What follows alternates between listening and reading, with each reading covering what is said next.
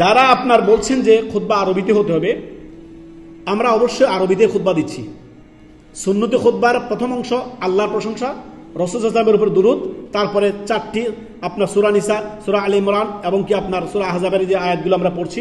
তারপরে নবী সাল্লাল্লাহু আলাইহি ওয়াসাল্লাম সব জায়গায় বলতেন যে প্রত্যেক সুন্নতি খুতবা বলতেন আম্মা বাদু ফা ইন্না খায়রা হাদিসি কিতাবুল্লাহ এ নিয়ে ইলা আখির পর্যন্ত বলছি। তারপরে আমরা আপনার সেগুলো আয়াত পড়ে অনুবাদ করে দিচ্ছি। আল্লাহ রাব্বুল আলামিন কি বলেন শুনেন।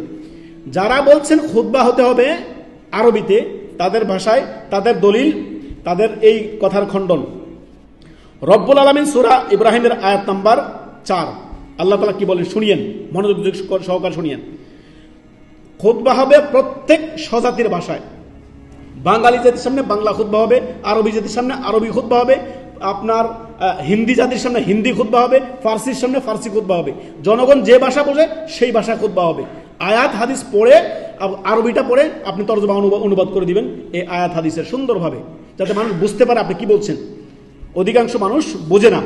এই মর্মে আল্লাহ রাব্বুল আলামিন সূরা ইব্রাহিমের আয়াত নাম্বার 4 আল্লাহ তাআলা বলেন, ওমা আরসালনা মির রাসূলি, আমি প্রত্যেক কওমের কাছে রাসূল পাঠিয়েছি। কিসের রাসূল পাঠিয়েছি? ইল্লা বিলিসানি, তাদের স্বজাতি ভাষায়। কি? তারা যে ভাষা বুঝে সেই ভাষার রাসূল পাঠিয়েছি আমি। সুবহানাল্লাহ।